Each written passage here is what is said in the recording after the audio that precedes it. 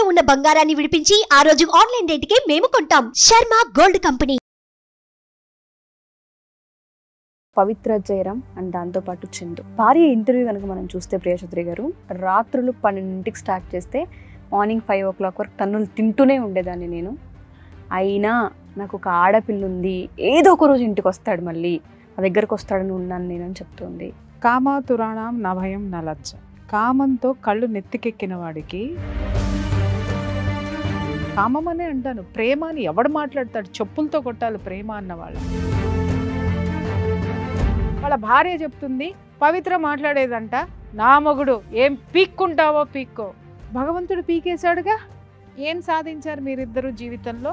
5 సంవత్సరాలు పడక మీద సుఖాన్ని సాధించారు తప్ప అవతల అది ఊరిస్తుంటే చెరపకురా చెడేవు. ఇది ఒక్కటే చెప్తా నేను. నమస్తే ప్రియచౌదరి గారు. నమస్తే తల్లి. యూట్యూబ్ ఛానల్లో మొత్తం హాట్ టాపిక్గా మారిందని చెప్పుకోవచ్చు. పవిత్ర జయరాం అండ్ దాంతోపాటు చందు వీళ్ళ మరణాల వెనుక కనుక మనం చూస్తే, దానికన్నా ముందు హిస్టరీ కనుక మనం చూస్తే, ఆల్రెడీ ఈయనకు పెళ్ళే 2 పిల్లలు, ఆవిడకి పెళ్ళే 2 పిల్లలు. అలా పిల్లలు కూడా పెళ్ళిళ్ళ వయసుకు వచ్చిన పిల్లలని క్లియర్గా కొన్ని వీడియోస్లో మనకు కనిపిస్తుంది. ఆవిడ కార్ యాక్సిడెంట్లో చనిపోవడం, 2 daysకి మళ్ళీ ఈయన చనిపోవడం, ఇన్స్టాగ్రామ్లో ఈయన పోస్టులు ఏవైతే పెట్టారో, పాప 2 daysలో నేను వచ్చేస్తున్నాను, నువ్వు లేకుండా నేను ఉండలేను, జిమ్ కోచ్ కాల్ చేశాడు, నేను జిమ్కి వెళ్ళేసి వస్తానని పెట్టడం, ఇటువంటివన్నీ ఎంత ఆశ్చర్యంగాను షాకింగ్గాను ఉన్నాయంటే అసలు ఏంటి, ఏ విధంగా చూడాలి దీన్ని అని. వాళ్ళ భార్య ఇంటర్వ్యూ కనుక మనం చూస్తే ప్రియచౌదరి గారు, 6 years అయింది, మాకు ఎటువంటి కనెక్షన్ లేదు, ఒకవేళ ఇంటికి వచ్చినా ఫిజికల్గా హరాస్మెంట్, కొట్టడం, రాత్రులు 12కి స్టార్ట్ చేస్తే మార్నింగ్ 5 o'clock వరకు తన్నులు తింటూనే ఉండేదాన్ని నేను. అయినా నాకు ఒక ఆడపిల్ల ఉంది, ఏదో ఒక రోజు ఇంటికి వస్తాడు, మళ్ళీ నా దగ్గరకు వస్తాడని ఉన్నాను నేనని చెప్తుంది. పూర్తి వివరాలు ఏంటి? చనిపోయిన వాళ్ళ గురించి తప్పు మాట్లాడకూడదు అని మాట్లాడతారమ్మా. నేను ఇక్కడ వాళ్ళ గురించి కాదు, జరిగిన సంఘటన గురించి మాట్లాడతాను. కామాతురాణం నభయం నలజ్జ. కామంతో కళ్ళు నెత్తికెక్కిన వాడికి సిగ్గు, భయము ఏమీ ఉండవు. ఇతని కంటే ఆ అమ్మాయి చాలా పెద్ద వయసు, అవునా? అయినా సరే ఏ దృష్టితో ఈ అబ్బాయిని చూసి ఈ అబ్బాయిని దగ్గరికి తీసింది? నెంబర్ 1. రెండో విషయం ఏంటి అనంటే, ఈ అబ్బాయికి పెళ్ళయి పిల్లలున్నా ఇతను ఆమె నుంచి ఏమి ఆశించి ఆమె దగ్గరికి, తనను నమ్ముకున్నటువంటి ఆ అమ్మాయి దగ్గర నుంచి ఇతను వెళ్ళిపోయాడు. పెళ్లి చేసుకున్న 2 yearsకు ఏమో ఈ అబ్బాయి ఈ అమ్మాయితోటి వెళ్ళిపోయాడు. ఆ అమ్మాయి వెయిట్ చేసిన దానికి అర్థం ఏంటి చెప్పండి? ఆ అమ్మాయి 11 ఏళ్ళు వాళ్ళ పేరెంట్స్ని ఒప్పించి అన్ని సంవత్సరాలు అతనితోటి సహజీవనం చేసి, అతని కోసం వెయిట్ చేసి, పెళ్లి చేసుకుంటాడని వెయిట్ చేసి, చివరికి అది సాధించిన తర్వాత అతన్ని సాధించుకోలేకపోయింది. విదిన్ 2 years ఈ అమ్మాయి దగ్గరికి వచ్చేసాడు అతను. అమ్మాయి కాదు, ఆంటీ. ఇక్కడ వాళ్ళు బ్రతుకున్నారా చనిపోయారా పక్కన పెడతానండి. ఇక్కడ కామం అనేటటువంటి ఒక పదం ఏదైతే ఉందో, కామం అనే అంటాను. ప్రేమ అని ఎవడు మాట్లాడతాడు? చెప్పులతో కొట్టాలి ప్రేమ అన్న వాళ్ళని. ఏంటండి, వయోభేదం ఉండదా? అదే ఆ అమ్మాయికేమో, ఆవిడకేమో ఆవిడ వయసు ఏంటి, ఇతని వయసు ఏంటి? సరే వయసులు పక్కన పెడదామండి. అసలు అతనికి ఒక సంసారం ఉంది, పిల్లలు ఉన్నారు. కనీసము వాళ్ళమ్మ తల బాదుకుని మరీ ఏడుస్తుంది ఏంటి అనంటే, నీ కొడుకుని నేను పంపేయను, ఇక్కడే ఉంటాడు. వాళ్ళ భార్య చెప్తుంది, పవిత్ర మాట్లాడేదంట, నా మొగుడు ఏం పీక్కుంటావో పీక్కో. ఏం పీకారు? భగవంతుడు పీకేశాడుగా. నీ బిడ్డల నుంచి తల్లి పోస్టు నిన్ను పీకేశాడు, నీ మొగుడని పిలిపించుకున్నటువంటి వాడి పోస్టు పీకేశాడు. ఏం సాధించారు మీరిద్దరు జీవితంలో? 5 సంవత్సరాలు పడక మీద సుఖాన్ని సాధించారు తప్ప మీరు జీవితంలో ఏం సాధించారు? అటు ఎన్ని కుటుంబాలు నాశనం అయిపోయినాయి వీళ్ళు చేసినటువంటి ఈ పనితోటి. అమ్మాయి నిజంగా ఒక ఆర్టిస్ట్గా ఉండి, అమ్మాయి ఒకసారి నా దగ్గర కౌన్సిలింగ్ కూడా వచ్చినట్టు గుర్తు నాకు. ఆ డిప్రెషన్ తోటి వచ్చింది. అలాగని చెప్పేసి వీళ్ళు ఏ పెళ్ళిళ్ళు చేసుకున్నా, ఇప్పుడు ఆ అమ్మాయి అంతకుముందు జీవితం అంతా నా భర్తతోటి బాగాలేదండి, నా భర్త నన్ను ఇబ్బందులు పెడుతున్నాడు, అనుమానిస్తున్నాడు, ఇవన్నీ. నీకు ఆల్రెడీ ఒక భర్త కొడితే, తిడితే, అనుమానిస్తే ఎంత బాధపడ్డావో నీకు ఆ అవగాహన ఉంది, ఆ పెయిన్ ఉంది. అదే పెయిన్ని నువ్వు ఇంకొక ఆడదానికి ఎలా ఇచ్చావు? నా భర్త మంచివాడు కాదు అని నువ్వు ఎక్స్ప్రెస్ చేసావు, నన్ను కొట్టేవాడు, తిట్టేవాడు, టార్చర్ పెట్టేవాడు, అందుకని నేను నా భర్త నుంచి దూరంగా ఉంటున్నానని అన్నావు. మరి ఇదే ఈ జీవితాన్ని ఇంకొక ఆడదానికి నువ్వెలా ఇచ్చావు? నేను క్వశ్చన్ చేస్తున్నా. ఇప్పుడు ఉన్నటువంటి నడుస్తున్నటువంటి చరిత్రలు బోల్డ్ మంది జీవితాల్లో ఉన్నాయి ఇవి. చాలా మంది జీవితాల్లో నడుస్తున్న చరిత్ర ఇది. వయోభేదం లేకుండా మగవాడికి వయసు ఎక్కువ ఉన్నా ఆడదానికి 30 ఏళ్ళు ఆడితే 60 ఏళ్ళు ఆడిన వేసిపోతుంది. పిల్లల్ని వదిలేసి వెళ్ళిపోతాడు. వాడు ఎట్లా పోతాడు అనేది లాజిక్ ఇంతవరకు ప్రపంచానికి అర్థం కానటువంటి లాజిక్లు అనమాట. పిల్లల్ని వదిలేస్తాడు. ఇక్కడ తాళి కట్టిన పెళ్ళామేమో ఉంపుడు గత్తి అవుతుంది, ఉంచుకున్నదేమో అఫీషియల్గా అది ఏదైనా అవుతుందండి. వాళ్ళని ఇప్పుడు మీరు అన్నారు పాప, బుజ్జి, బంగారము, అసలు ఇంత అద్భుతమైనటువంటి ప్రేమలు ఈ కామంలో మాత్రమే చోటు చేసుకుంటాయేమో. నిజంగా తాళి కట్టించుకున్నటువంటి భార్య దగ్గర ఇవి ఉండవేమో, అలాగే భర్త దగ్గర ఇవి ఉండవేమో. ఎవరికి న్యాయం చేసుకున్నారు చెప్పు? ఎవరికి న్యాయం చేయాల? వాళ్ళ పిల్లల దగ్గరికి వెళ్ళి కొడుకునో కూతురునో అడిగితే ఆమె వ్యక్తిగత జీవితము వాళ్ళ ఇష్టం అండి, మా ముందే అలా ఉంటారు అని మాట్లాడాడు అని అంటే అసలు ఏ సంస్కృతితోటి ఏ సంస్కారంతోటి వీళ్ళు పెరిగారు అనేది ఒక క్వశ్చన్ నేను వేయాలని అనుకుంటున్నానండి. వీళ్ళందరూ కలిసి సమాజాన్ని ఏం చేద్దాం అనుకుంటున్నారు? నీ వయసు ఉన్నటువంటి వాడు నీకంటే మహా అయితే ఒక 7-8 ఏళ్ళు వయసు పెద్దవాడై ఉండుంటాడేమో, లేదా ఒక 10 ఏళ్ళు పెద్దవాడై ఉండుంటాడేమో, తమ్ముడు వయసు లేకపోతే పెద్ద కొడుకు వయసు. అటువంటి వ్యక్తితోటి నీ తల్లి సహజీవనం చేస్తుంది అనంటే అది కూడా ఇంకొక కుటుంబాన్ని నాశనం చేస్తుంది అనంటే ఇంకిత జ్ఞానం ఉన్నటువంటి కొడుకుగా ఆవిడ జీవితం ఆవిడిష్టమా? ఎవరి జీవితాలు ఎవరిష్టము? ఎవరి ఇష్టం కొద్దీ ఇంకొక జీవితాన్ని నుంచి ఎలా లాక్కుని వస్తారండి జీవితాల గురించి? ఇవాళ మీరు అందరికీ సమాధానాలు చెప్పుకునేటటువంటి స్థితిలో ఈ రోజు మీరు నిలబడలేదా? ఆ రోజే మీ మదర్ని వారించి ఇది తప్పు, ఇంకొక సంసారం ఉంది, మా నాన్న వల్ల మేము ఎలా ప్రాబ్లమ్స్ ఫేస్ చేసాము, వాళ్ళు కూడా సమాజంలో ఫేస్ చేయొద్దు, ఆమె కూడా ఒంటరిది అయిపోతుంది, నువ్వు ఇది కరెక్ట్ కాదు అని నువ్వు తల్లికి చెప్పుంటున్నట్టయితే ఇవాళ నీ తల్లి మీద అందరికీ సానుభూతి ఉండుండేది.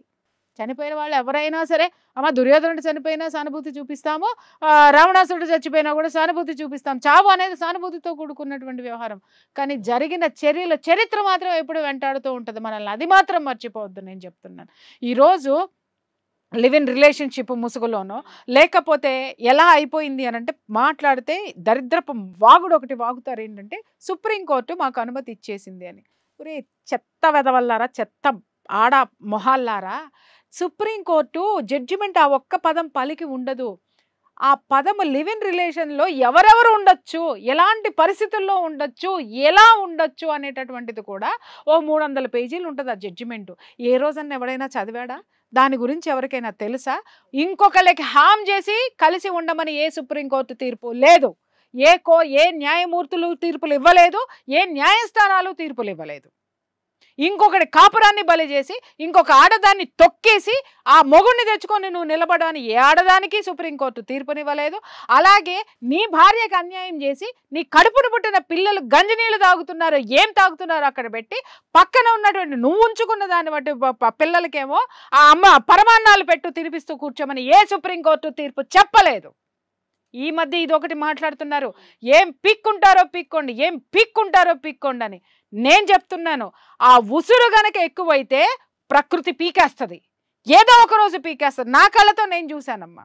ఇలా కుటుంబాలని నాశనం చేసినటువంటి ఆడవాళ్ళు, భార్యల్ని నాశనం చేసినటువంటి మగవాళ్ళు, నిజంగా చెప్తున్న చరిత్రలో మాత్రము మామూలు చావు అయితే వాళ్ళకి రాలా, మామూలు చావు రాలా. మోసం చేసి పెళ్లి చేసుకున్నా, మోసాలు చేసి జనాల్ని ఏమార్చినా తార్చిన ఇలాంటి వాళ్ళందరికీ శిక్షలు భయంకరంగా పడినాయి. ఇవాళ మీరందరూ అనొచ్చు ఆమె ఎలాగండి, ఆమె ఎలా?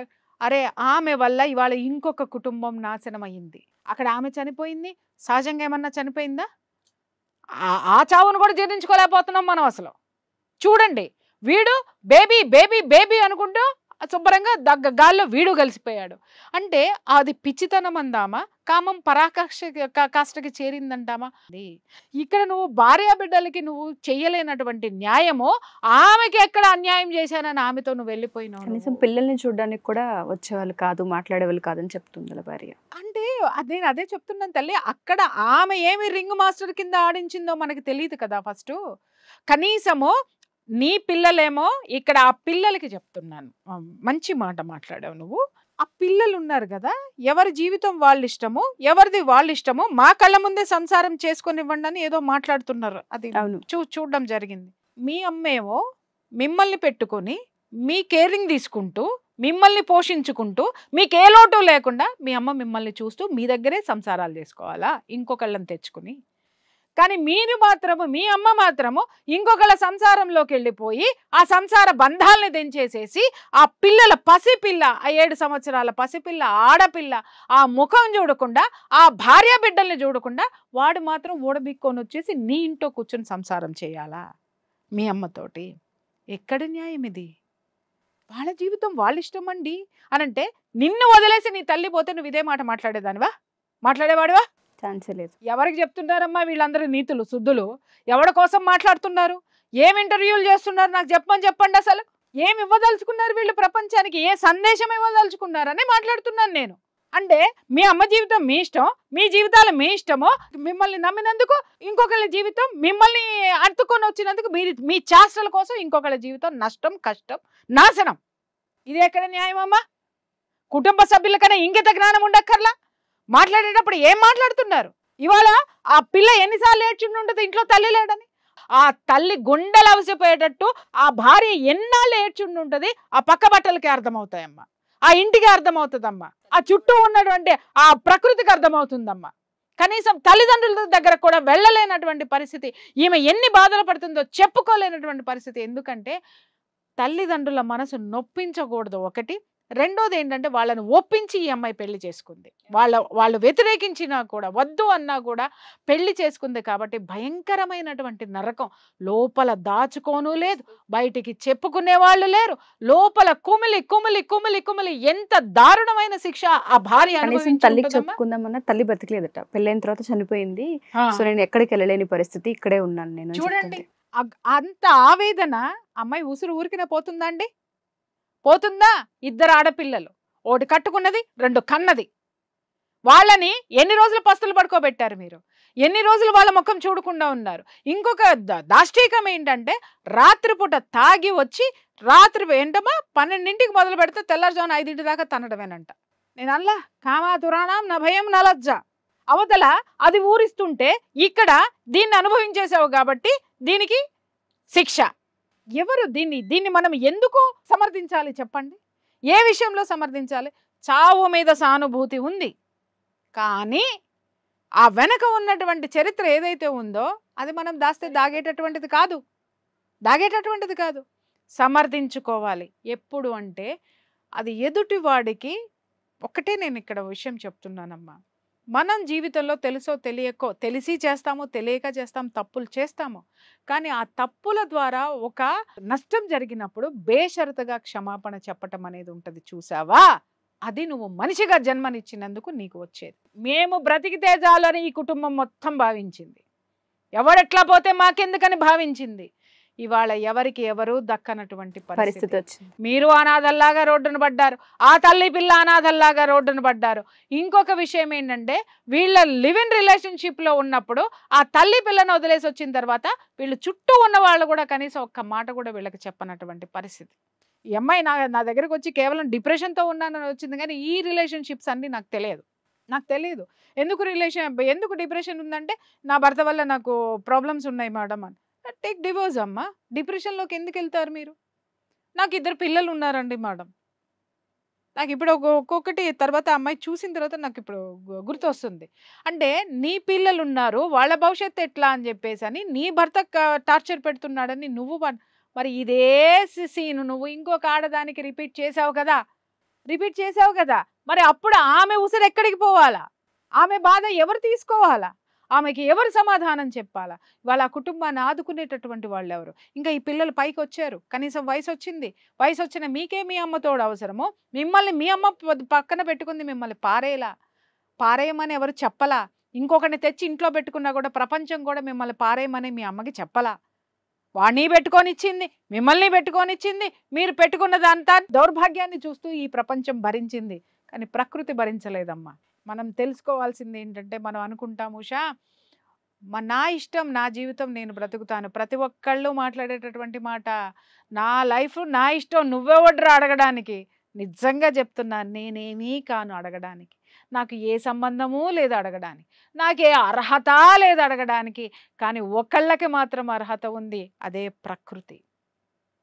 మనం అనుకుంటామో ఇవాళ రేపట్లో ఇలా ఎలా జరిగింది, అయ్యో ఎలా జరిగింది, అయ్యో ఎలా జరిగింది అని అంటామో. ఎవ్వడో చూడట్లేదు కదా అని చెప్పేసి నీ ఇష్టం వచ్చిన హక్కులు, నీ ఇష్టం వచ్చినటువంటి కోర్టు తీర్పుల్ని నీ యొక్క అనుగుణంగా మార్చేసుకుంటూ నీకు ఎలా వస్తే అలా తిప్పేసి ప్రపంచాన్ని నువ్వు ఆడించేసుకున్నాలనుకుంటే ప్రపంచాన్ని ఆడించేటటువంటి శక్తి ఒకటి ఉంటుంది. ఆ శక్తి చేతిలో ఏదో ఒక రోజు మనం దానికి పనిష్మెంట్ అనుభవించే తీరాలి. దానికి ప్రత్యక్ష సాక్ష్యమే ఈ సంఘటన. చెప్పినట్టుగానే గిల్ట్ అనేది ఒకటి ఉంటుంటుంది, మనస్సాక్షి అనేది ఒకటి ఉంటుంటుంది. ఇవాళ లేదు ఉషా, నేను చెప్తున్నాను, మనస్సాక్షిని చంపేస్తున్నారు. చంపుకుని అనను, చంపుకోవడం వేరు, చంపేయడం వేరు. అర్థమైందమ్మా? చంపుకోవడం అంటే మదన పడడం, చంపేయడం అంటే పీకి పక్కన పడేయడం అన్నమాట.